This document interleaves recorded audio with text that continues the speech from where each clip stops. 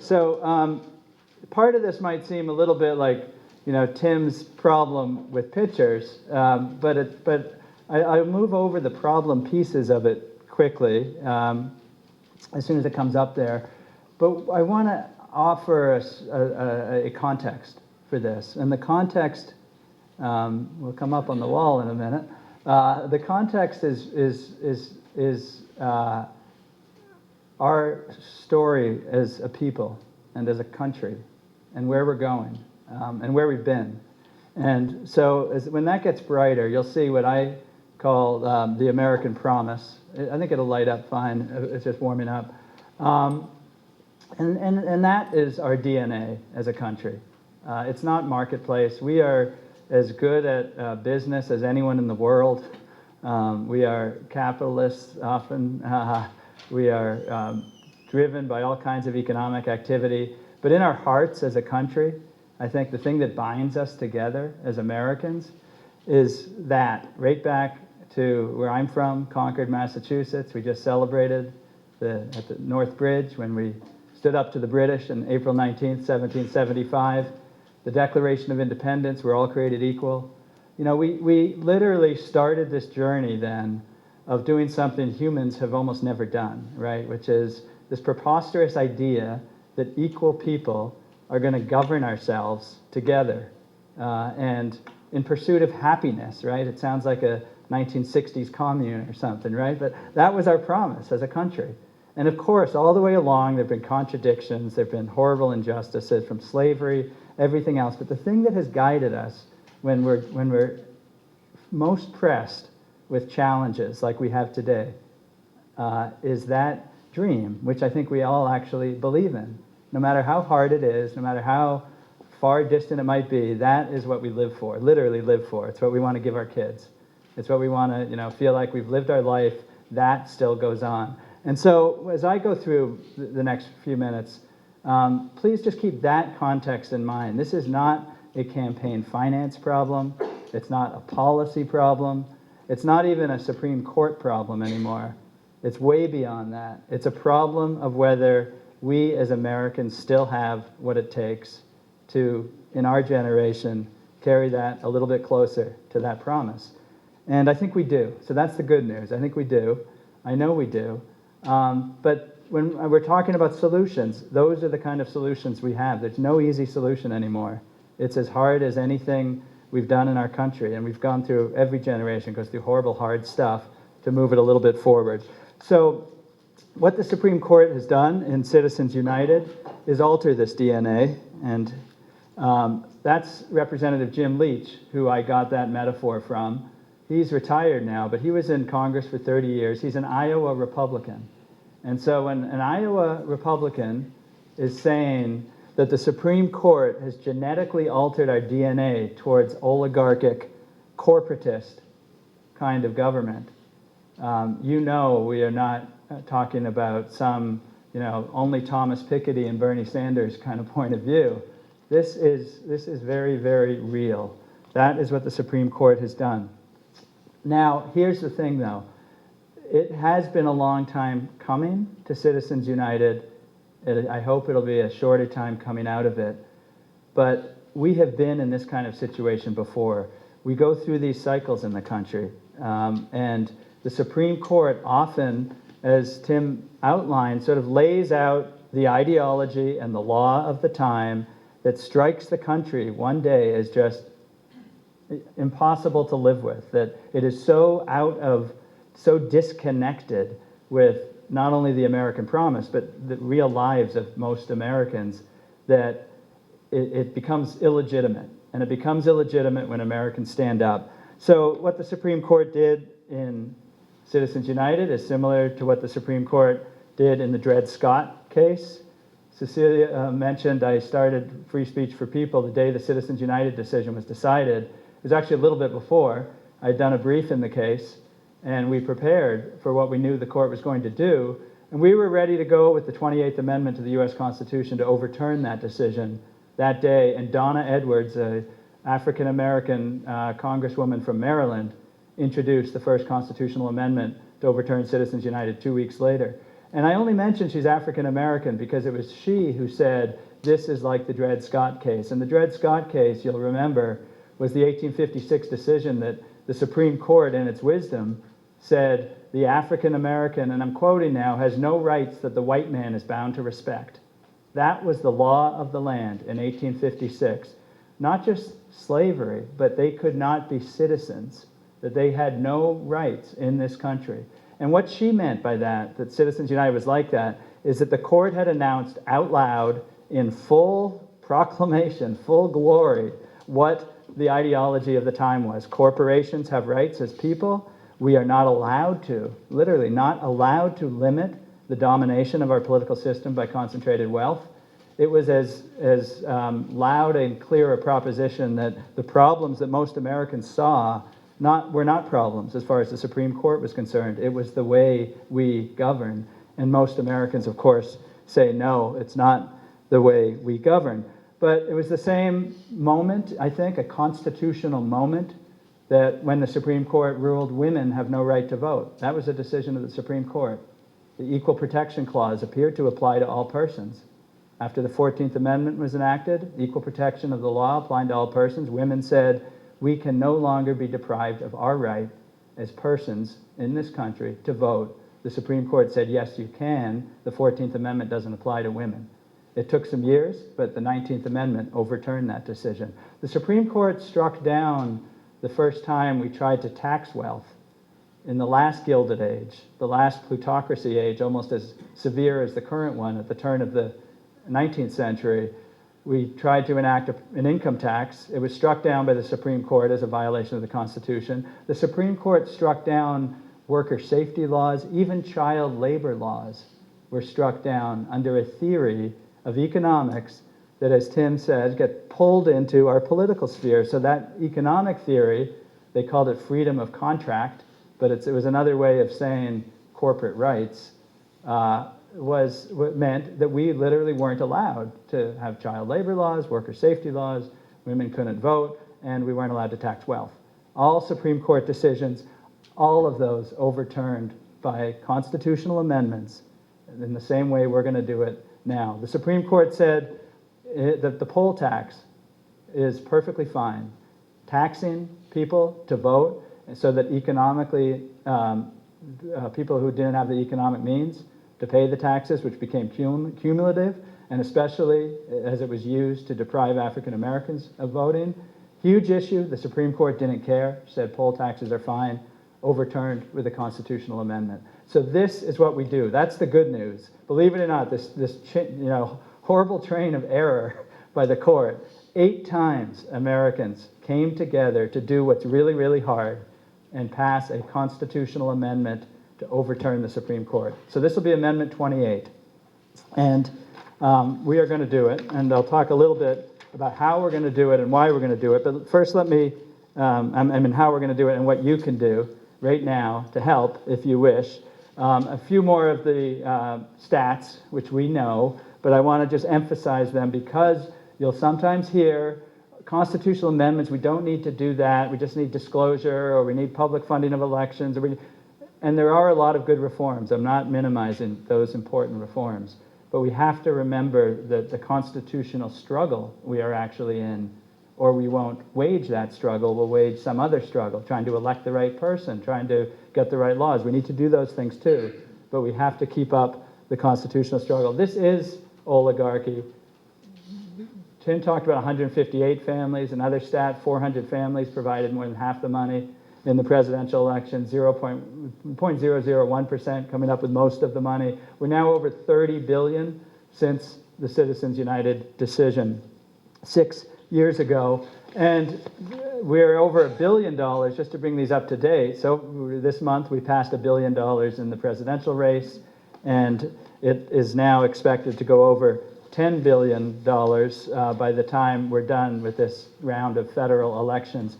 And I want to say a word or two about Bernie Sanders and Donald Trump, neither of which does much for super PACs, both of which I think in different ways are showing Americans ready to do almost anything but back the elites that sold a line about our economic and political organization and the way we should be running our elections that we're not buying anymore. I think that was what happened to Jeb Bush with his meltdown, despite having all the super PAC money.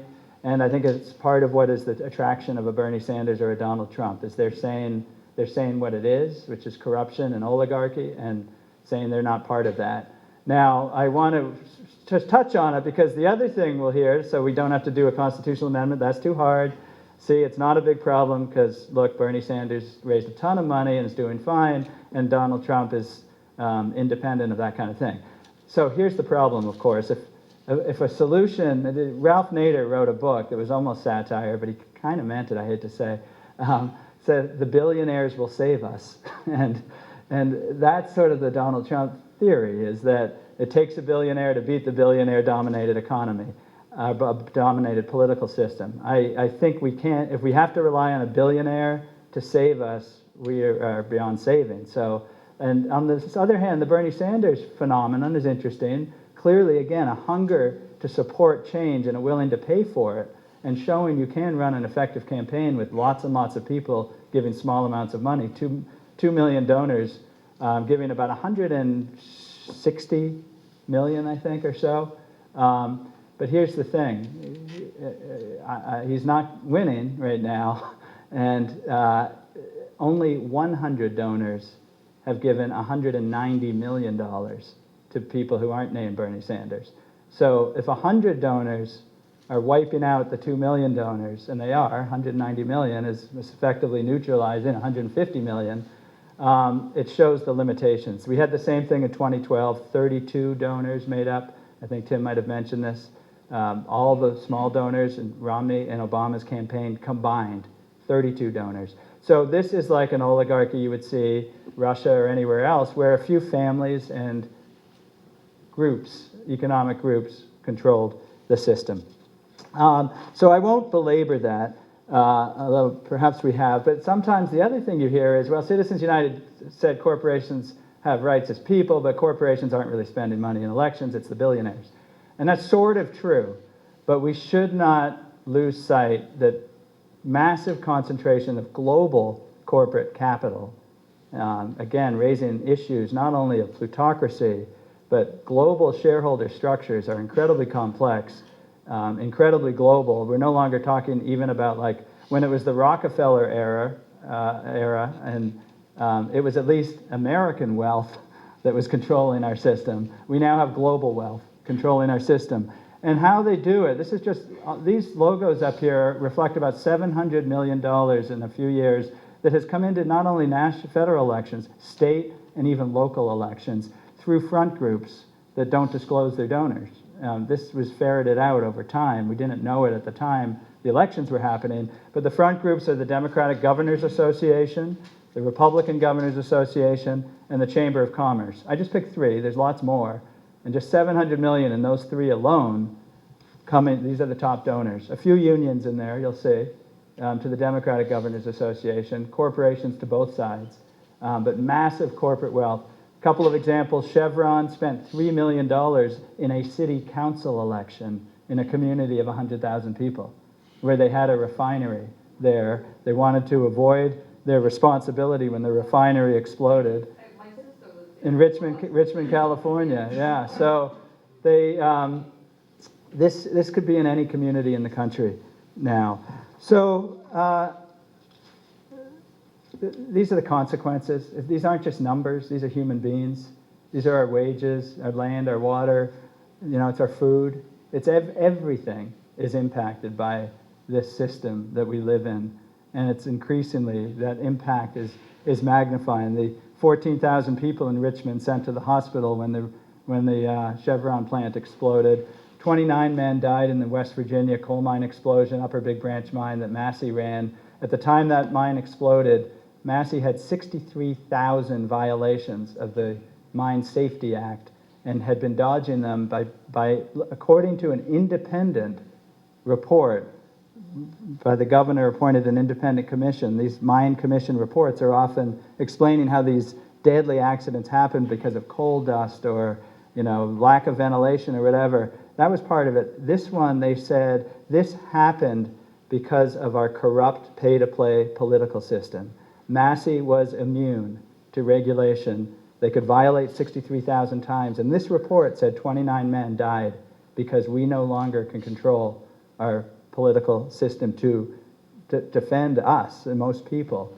And that is striking. So these are, just remember, when we're taking on this fight, if you get tired, and the 28th Amendment's a big battle, this isn't just numbers, it's not just campaign money, it is real human beings, it's our families, it's everything. So it is a worthy fight for sure. We got to fight our own apathy, our own checking out, our own sense of despair, frankly.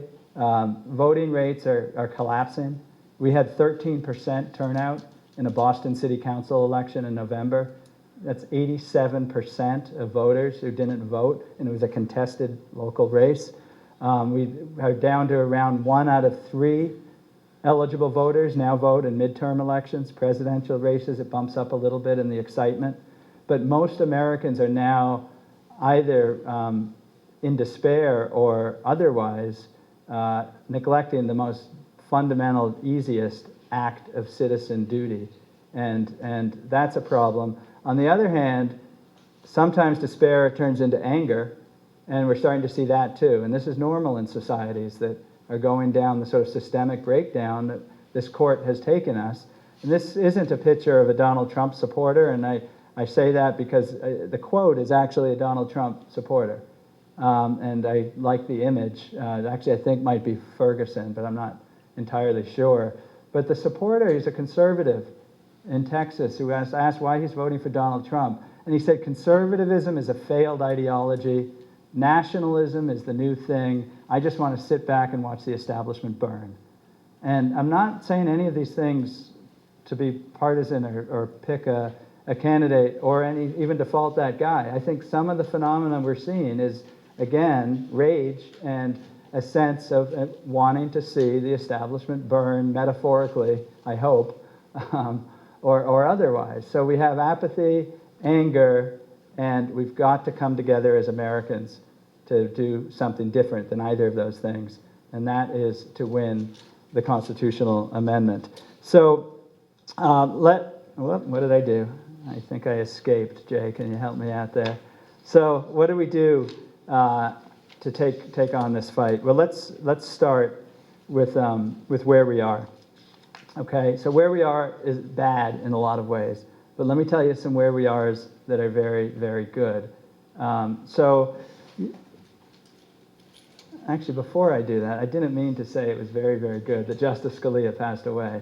I really didn't. Jay, you put that slide up there. And I don't actually mean that at all. My sentence there is justices matter, but amendments matter more. Because the other thing I think we have to watch is the wish that we all have that someone is going to save us. Right? We're just going to elect the right president. We're going to elect the right person. Oh, now we have a Supreme Court vacancy. These were 5-4 decisions. We just got to get that 5th justice on the court, and we can overturn Citizens United. And I hope that's true, but I caution against that for several reasons. And I caution not against working to do what, of course, we should be able to do, which is have a Supreme Court fully staffed and doing the right thing. I caution against doing that instead of the need to do a lot of work on our own as citizens together. And the reasons are, there's a number of them, but it's not good for the Supreme Court, frankly, to turn it into a political football. It raises the partisan stakes even more, when actually what we should be doing is 80-90% of us already agree, and to turn that agreement that we could be channeling into a 40-40 fight over who's going to win the presidency so they get that Supreme Court appointment, or who's going to get the Supreme Court appointment, isn't the best way to actually get the result we want, but even worse, to actually figure out how we govern together, which is what we have to do. So the other problem with it, though, is, it was 5-4 going the other way for a bit in the 70s, and even into the 90s, and even into the 6 years before the Citizens United case. That similar case had come out the other way before John Roberts and Samuel Alito replaced Rehnquist and Sandra Day O'Connor on the court. It is not good for either the court or our country to flip back and forth on what the fundamental law of the country is, 5-4, 5-4, 5-4. We have to settle this as a people, and we do that with an amendment. So there will be a new Supreme Court justice. I hope that justice makes things better, but we still have work to do as citizens. This is Doris Kearns Goodwin. Like Jim Leach, who I had up there earlier, is an advisory board member of ours at American Promise. And Doris Kearns Goodwin, of course, is the Pulitzer Prize-winning historian, presidential historian, author of the Lincoln book, which became the Lincoln movie about the 13th Amendment, getting won. The Bully Pulpit is her latest book. She knows American history. She knows the rhythms of American history. And she is telling us it is time to recognize the historical gravity of our situation. It is time we come together as Americans to win this constitutional amendment. And so what do? I want to emphasize again, when I say we must have the 28th Amendment, I am not slighting other very important reforms. There'll be plenty to do in these years as we are on this pathway together. But I look at it as, transparency, public funding of elections, districting reform, maybe term limits, lobbying and the revolving door, corruption laws. There's a ton of really good policies that we should enact. We should try to win. We should fight for those things. In my view, those are all, like other policies, other laws, blocks of a good, healthy society. But if they don't have a healthy foundation, they're going to crumble, or they're not going to stand up, and they're not going to pass in the first place. The foundation is our constitutional foundation. So political equality is, again, back to the Declaration of Independence. The basic equal rights we have as citizens is not part of our constitutional foundation right now. In campaign finance laws and elsewhere, the Supreme Court says, literally, they say, we are not allowed to rest our election laws on our rights as equal citizens. That would be a losing argument if we tried to make that argument in the Supreme Court. We have to put it back in the Constitution. That's what the 28th Amendment does. That we have fair elections, that they're not a marketplace. That metaphor is misplaced for all the reasons Tim said. We have to put that back in the Constitution. And participation by human beings, citizens in the political sphere. We govern together. And that means corporations, unions, entities that are right and good in the economic sphere don't belong in town meeting. They don't belong in our government of equal citizens, and we have to put that into the Constitution. Those are the principles of the constitutional foundation that the amendment will reflect. Here's one example of language. Sometimes people want to know, well, what will it say? There are 13 or 14 versions of the 28th Amendment now in Congress. Since Donna Edwards introduced that first one some years ago, we're now reached the moment of momentum for this, that more and more politicians want their amendments. So we now have 14 of these versions of the 28th Amendment. But I put this one up because it won 54 votes on the Senate floor in September 2014. A lot of people, it doesn't get reported, this kind of work. And a lot of people don't realize we need 67 votes to win the 28th Amendment in the Senate. We have 54. And it was on this language. So it's basically to advance democratic self-government and political equality for all, and to protect the integrity of government and the electoral process. Congress and the states may regulate and set limits on the raising and spending of money by candidates and others to influence elections. Simple language that I think reflects the consensus view of most Americans. Transformative impact because it puts in our constitutional foundation, again, political equality, fair elections, not a marketplace, and the integrity of government. And Section 2 puts the human beings back in our Constitution, that Congress and the state shall have a power to implement this article by appropriate legislation and may distinguish between natural persons and corporations or other artificial entities created by law. Those are the two fundamentals. That's why that one's up there. There are different ones. We'll get the language right, and we'll keep coming back until we win. And there's plenty of room for debate, so we'll keep moving with that amendment. But the point is, it's not some far-off day. We have good language. We have good answers. We have good support for this. And, we have, well, I did it again, Jay. Can you help me out? Sorry. We have a plan. and we're winning. Let me share that with you as we wrap up. And so we have a 4-stage plan that to win amendments. Here's the 4 stages. All those amendments we had before went like this. Again, we have been here before, folks. We can do this. And they go through this cycle. You have to get national consensus. This is not something that 51% of the people are going to do. It's not one party that's going to do this. We have to come together and win this across partisan lines. We have to win it as Americans. And that's because you need 2/3 of Congress. You need to be ratified in 38 states. It doesn't happen unless you do the hard work to win national consensus. That's number one, and I say complete. We have that consensus, and I'll show you more about that. Local networks, decentralized, local connected networks across the states, both building up the political power to demand it, even out of a corrupt system, and being ready to ratify when the amendment comes out. We're underway. 16 states have enacted constitutional amendment resolutions to overturn Citizens United. 2 of them, Montana and Colorado, did it by ballot initiative. New Jersey has done it, by the way. Good job. And Montana and Colorado ballot initiatives passed 75%, 25%. We have that national consensus. Romney, by the way, won Montana that same day by 10 points. And those same voters voted 75-25 for the 28th Amendment.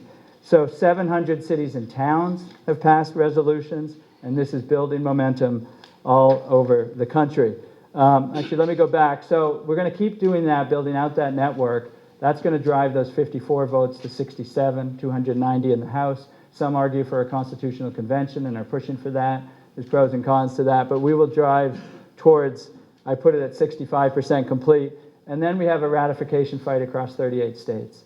And as we're doing this and carrying this unified message of national consensus, it's not just that we win the amendment, we win all those other good reforms too, because we're really essentially disrupting the current kind of oligarchy, duopoly of moneyed parties, because we're building this new force of this new, independent, cross-partisan, dedicated to this issue, and we get all kinds of benefits along the way.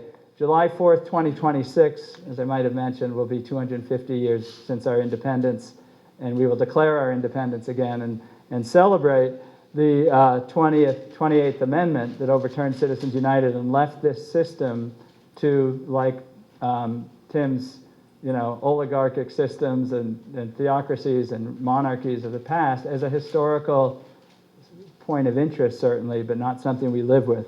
There's more on the consensus. Those are polls since Citizens United. Republican support hasn't dipped below 66%.